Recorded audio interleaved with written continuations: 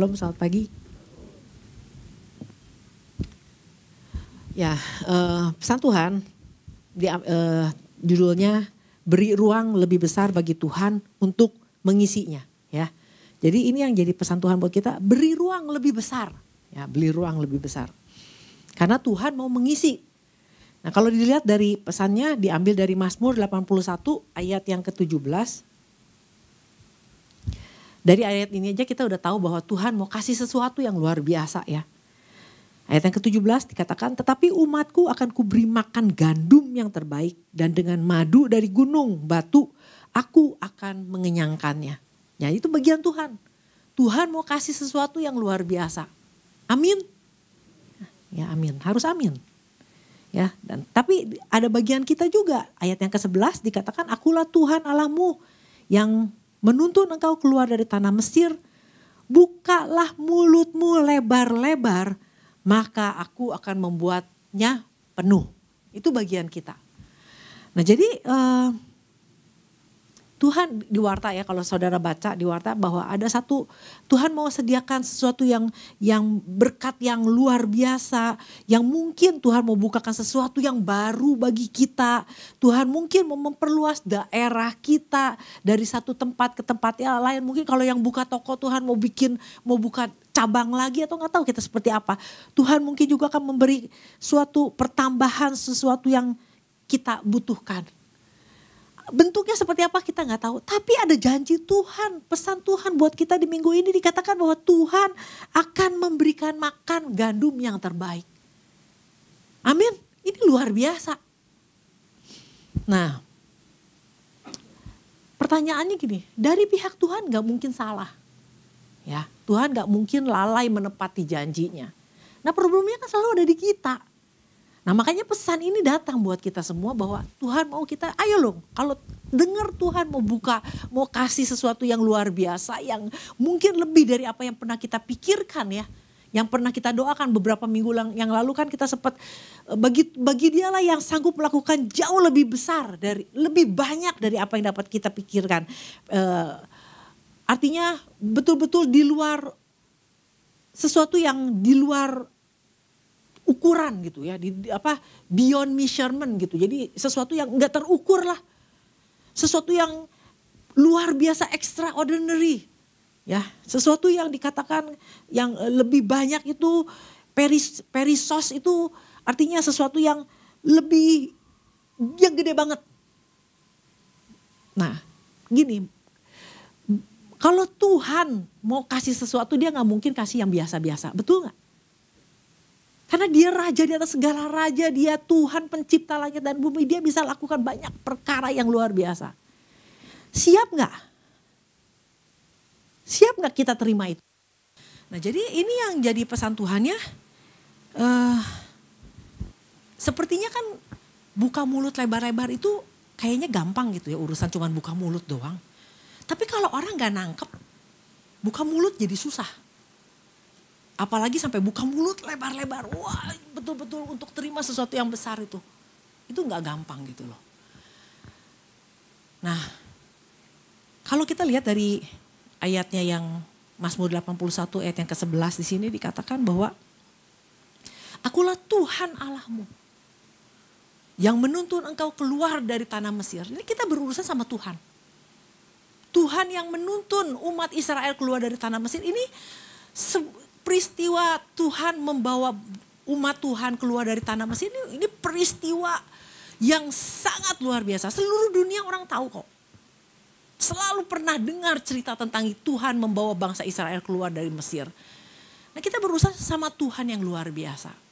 Nah oleh karena itu kita nggak bisa tangkap, kita nggak bisa nangkep ketika kita berurusan sama Tuhan kita nggak bisa biasa-biasa aja. Nah kalau bicara tentang Mesir ya, umat Allah keluar dari Mesir, saya tertarik dengan satu orang yang namanya Yosua. Ya. Nah Yosua ini juga adalah orang yang pernah ngalamin ada di Mesir, ngalamin yang namanya perbudakan di Mesir, orang yang mungkin lahir di Mesir dan ngalamin susahnya hidup di Mesir. Dan dia adalah orang yang juga keluar dari Mesir. Ya. seorang budak, orang yang di Mesir nggak dianggap siapa-siapa, dibawa keluar. Dia lihat perkara-perkara yang dahsyat dari Tuhan. Nah jadi kalau kita lihat bahwa saya mau ngajak kita semua untuk belajar sesuatu dari Yosua, ya, orang yang pernah keluar dari Mesir ini, yang akhirnya Tuhan pakai secara luar biasa, ya.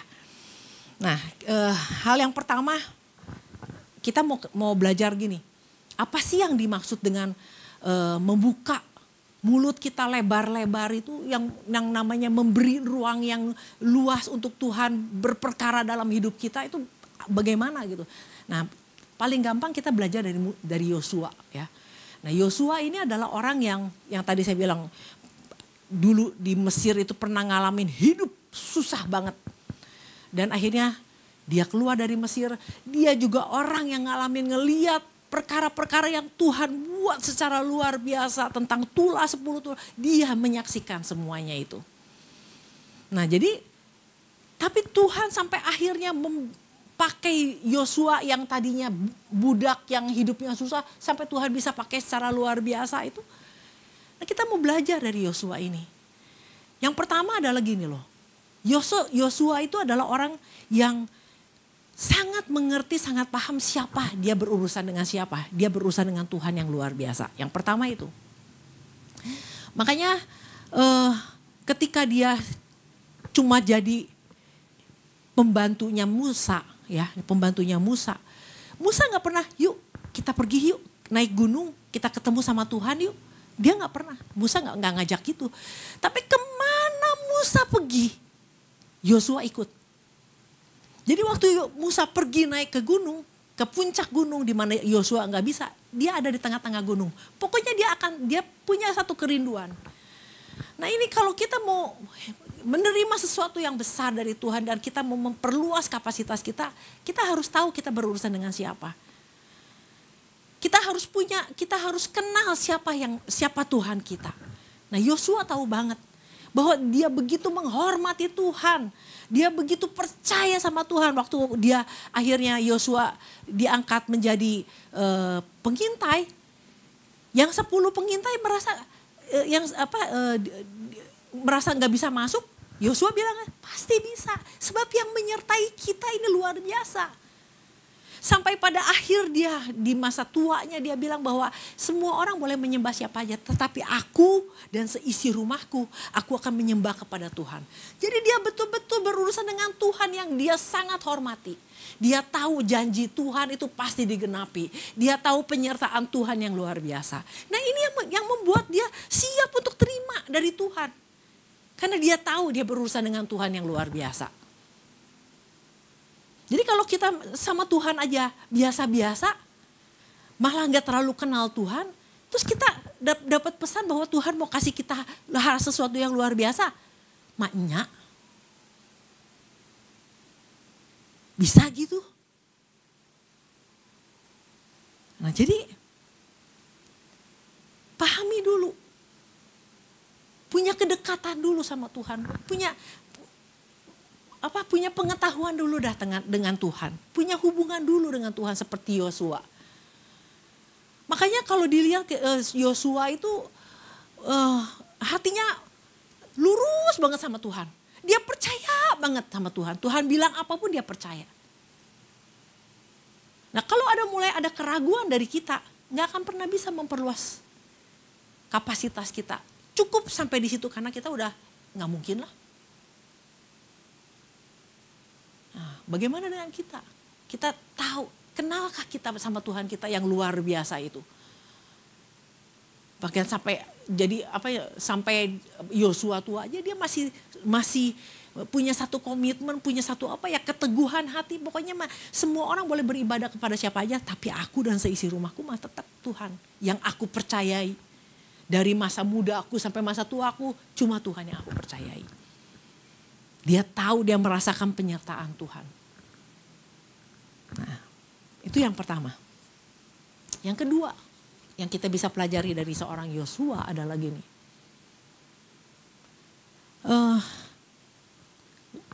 Untuk menggantikan posisinya Musa ya. Ini Musa kan pemimpin gede. pemimpin yang luar biasa.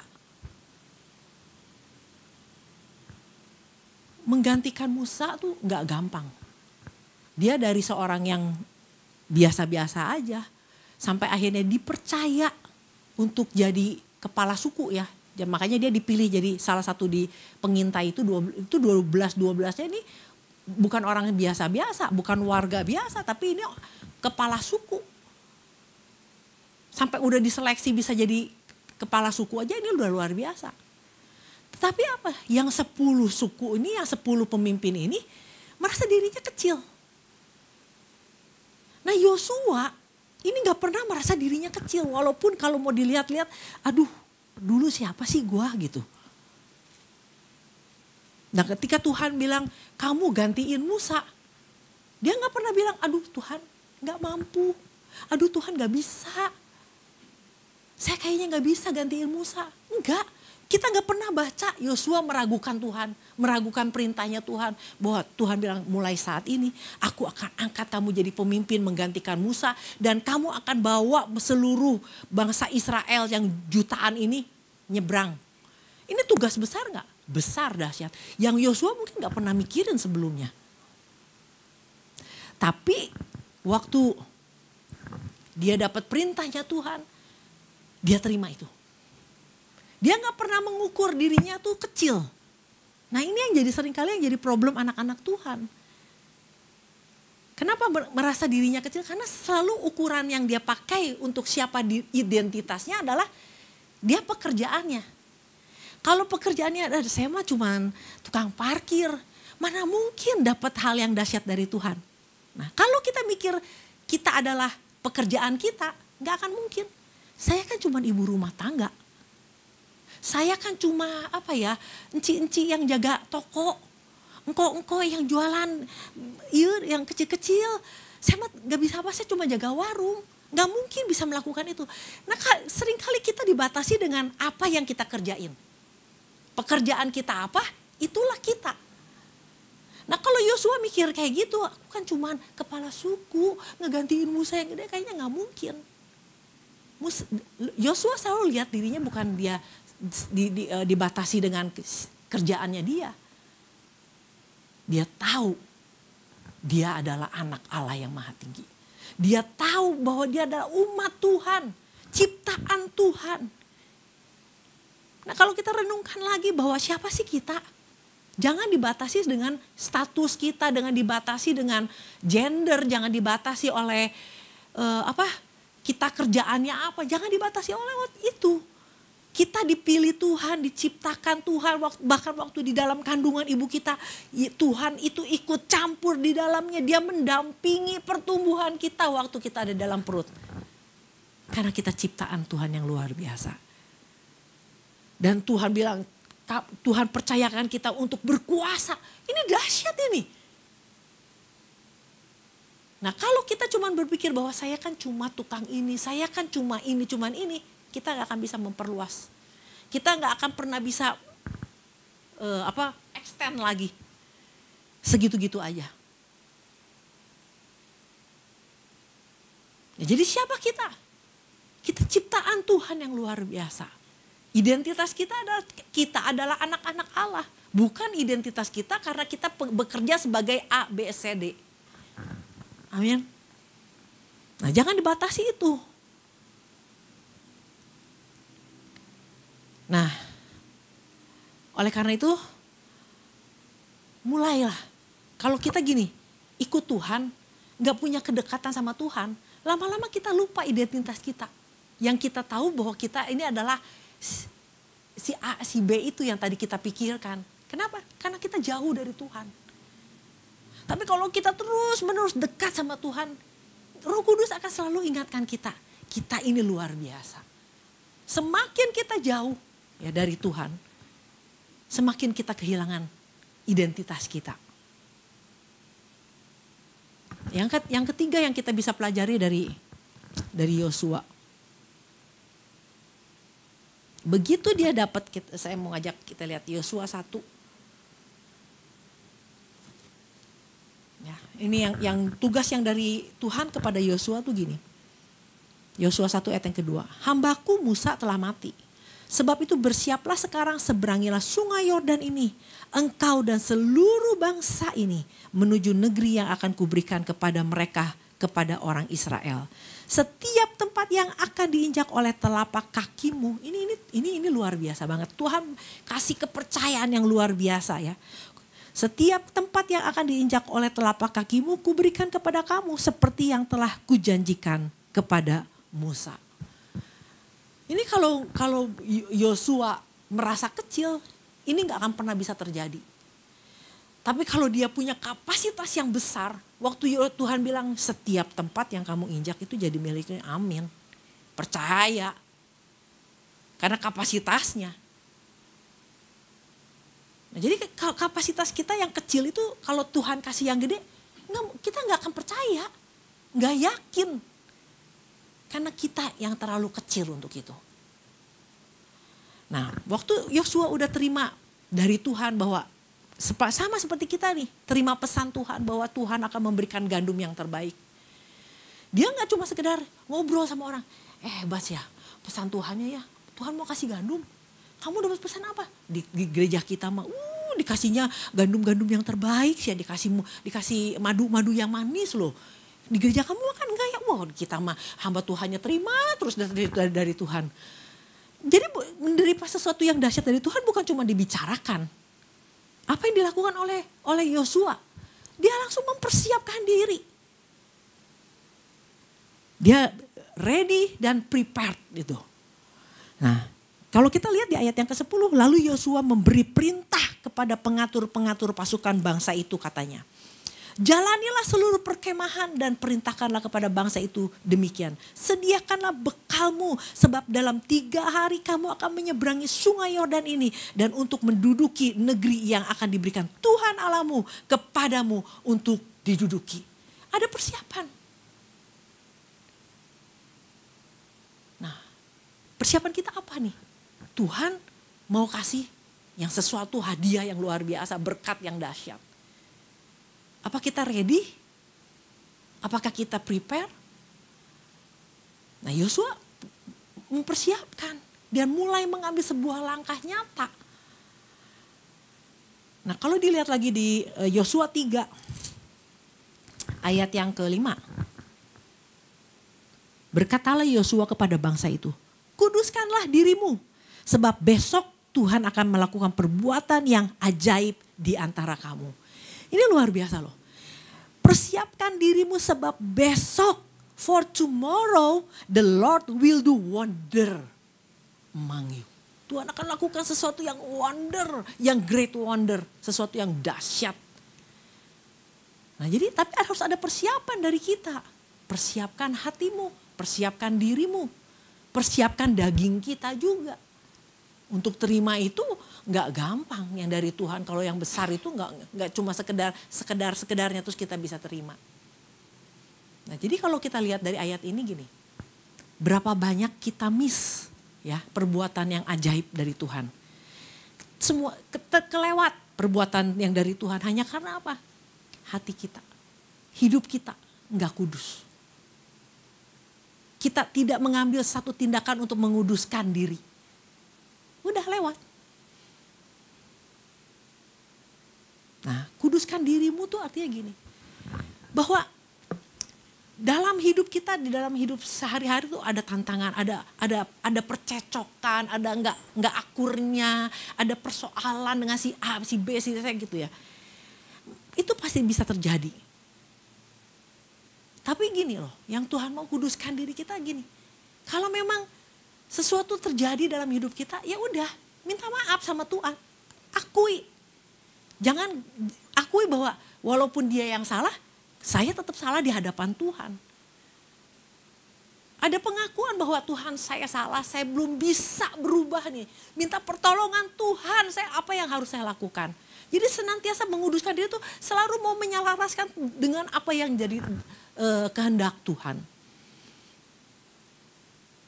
Aduh Tuhan, firman Tuhan diingatkan untuk jadi imam. Tapi saya belum bisa Tuhan. Tolong saya. Sampai hari ini saya mau akui saya belum jadi imam yang Tuhan mau. Nah, pernah gak ngakuin gitu? Jangan, oh jadi imam gimana mau jadi imam? Istri teh gini, anak teh gini, bagaimana sih bisa jadi imam? Nah selalu kan begitu berdalih.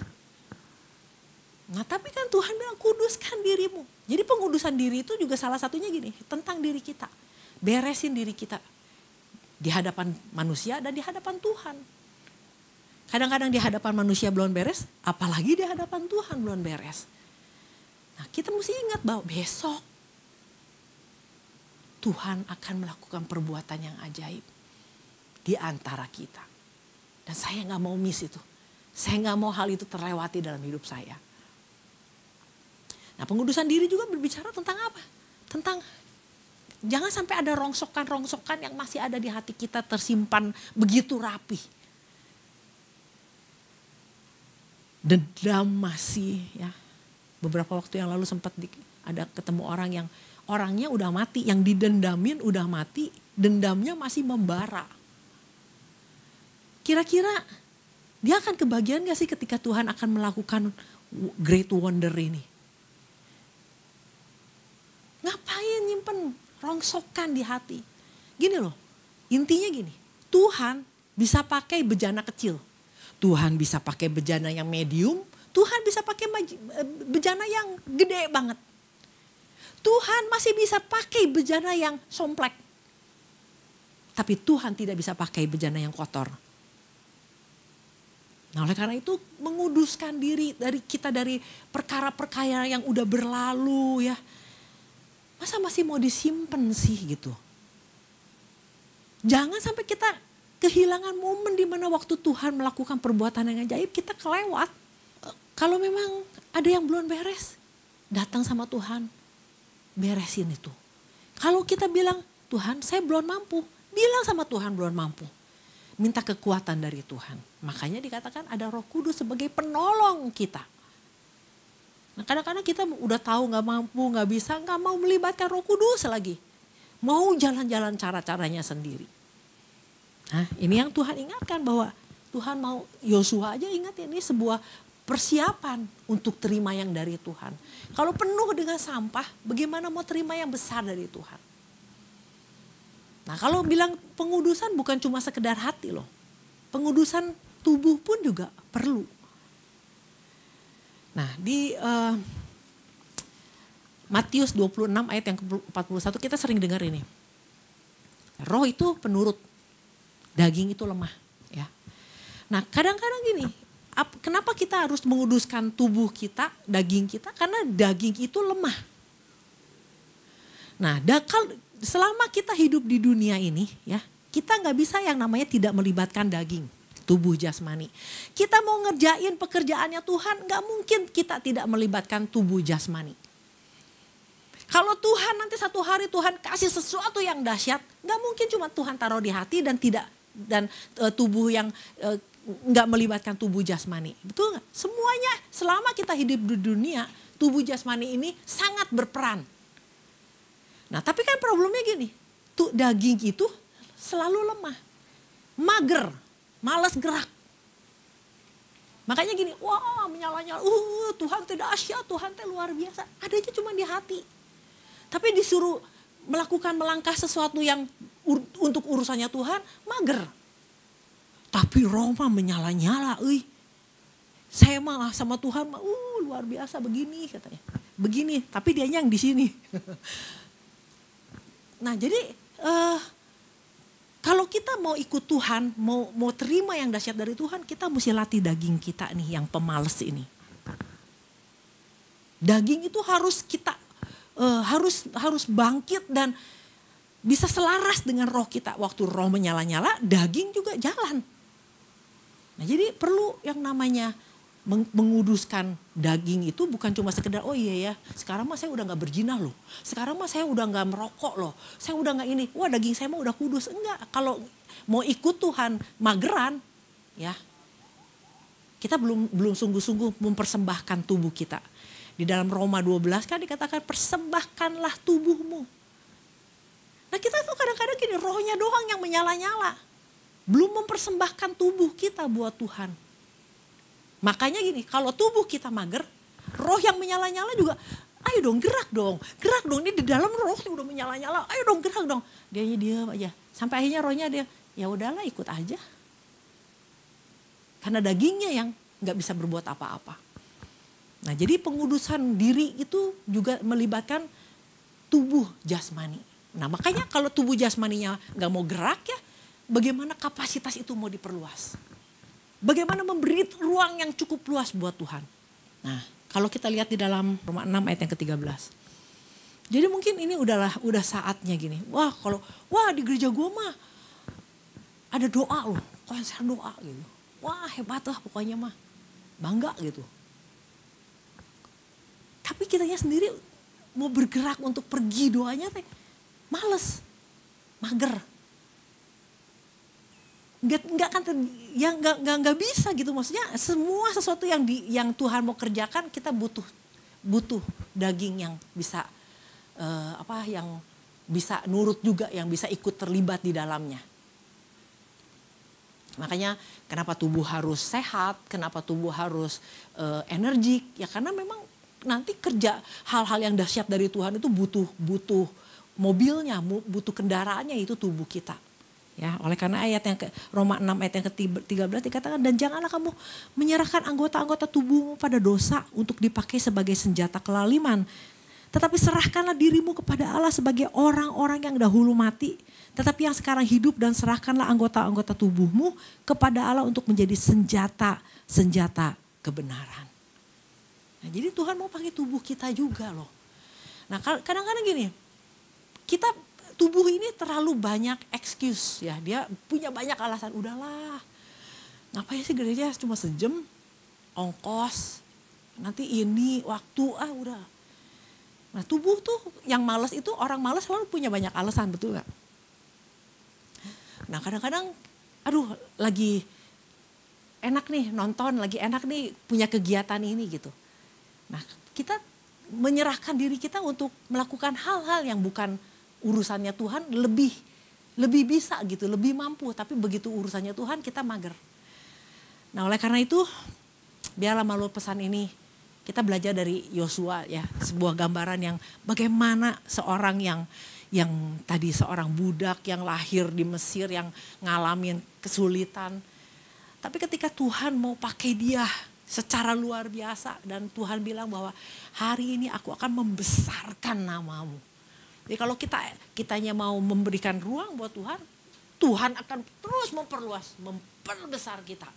Jadi sesuatu. Nah semuanya tergantung dari kita. Kita terima, kita dengar, apa persiapan kita. Nah Yosua sadar betul dia berurusan sama Tuhan. Jadi gini, yang menarik dari Yosua yang beda dari Musa. Yosua selalu melihat Allah itu sebagai raja. Perkataan raja tuh bukan untuk Tuhan gak bisa lah, yang gini untuk ditawar, untuk negosiasi dengan raja di atas segala raja. Kalau raja udah berfirman kita harus ikut. Nah itu Musa kan masih suka, aduh Tuhan saya kan gak pandai ngomong, saya kan gak bisa gini. Yosua enggak loh. Nah oleh karena itu melalui pesan Tuhan pagi hari ini kita belajar.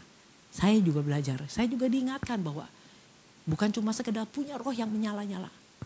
Tapi kalau tubuh kita gak dibiasakan untuk giat di dalam Tuhan, lama-lama roh itu juga gak bisa kemana-mana. Terkurung di dalam tubuh yang malas, yang lemah. Karena itu kalau Tuhan ingatkan tentang persiapan, coba tanya lagi sama diri kita. Persiapan apa nih? Sekiranya Tuhan kasih yang dahsyat, siap gak nih saya? Demikian firman Tuhan, Tuhan berkati.